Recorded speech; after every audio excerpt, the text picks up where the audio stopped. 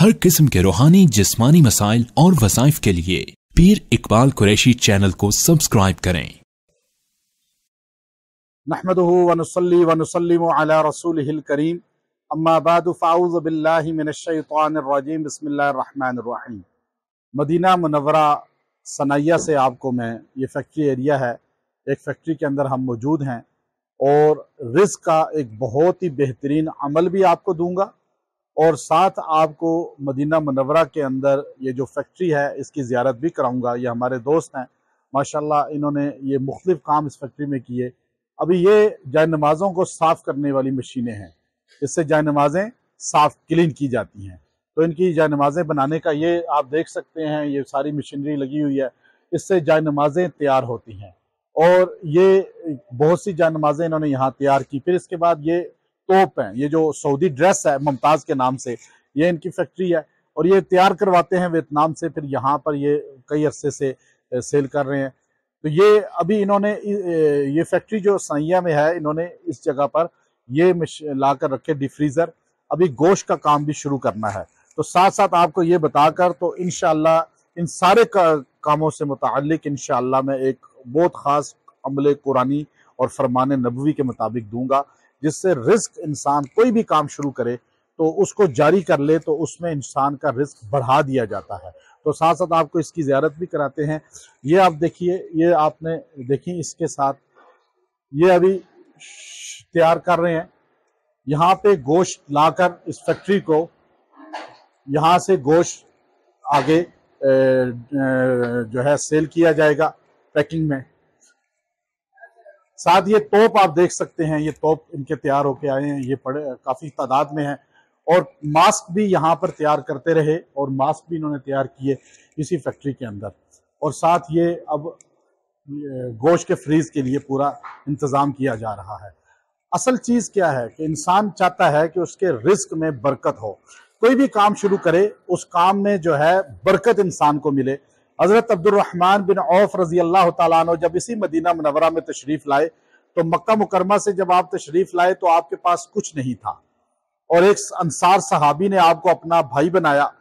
तो सहाबी ने कहा कि मैं अपना आधा घर आपको दे देता हूँ और पैसा इतना दे देता हूँ। आपने कहा नहीं, मुझे आप सिर्फ मदीना के बाजार का रास्ता बताएं। और इमाम इब्न कसीर रहमतुल्लाह अलैह ने अल बदायत व निहाया के अंदर ये वाक़या लिखा है कि आपने फरमाया मुझे मदीनातुर रसूल के बाजार का रास्ता बता दें और थोड़े से पैसे मुझे उधार दे दें। और उन्होंने उधार पैसों से पनीर खरीदा, थोड़ा सा, इतना सा, और मदीनातुर रसूल के बाजार में इसी मदीना मुनव्वरा के अंदर ये वाक़या पेश आया और आपने बाजार के अंदर जाकर एक जगह बैठ के जमीन पे वो पनीर सामने रखा और उसका सेल शुरू की। शाम तक वो पनीर बेच दिया, जो मार्जिन हुआ, नफा हुआ, उससे अगले दिन मजीद पनीर खरीदा, उसको भी बेचा।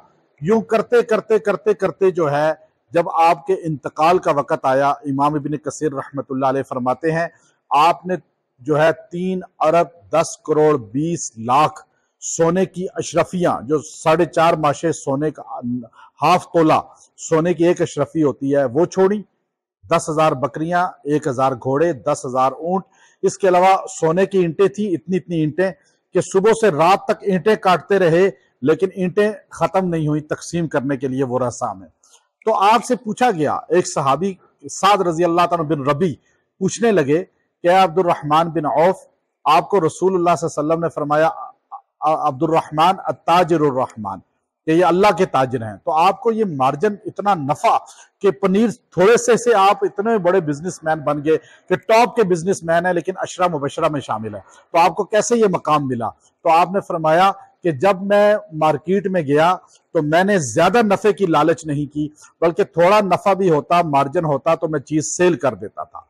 तो हमारे ताजरों को, हमारे सनतकारों को ज्यादातर इस चीज को सोचना चाहिए कि ज्यादा नफे को नहीं बल्कि थोड़ा नफा भी हो तो चीज को सेल कर दे, एक बात।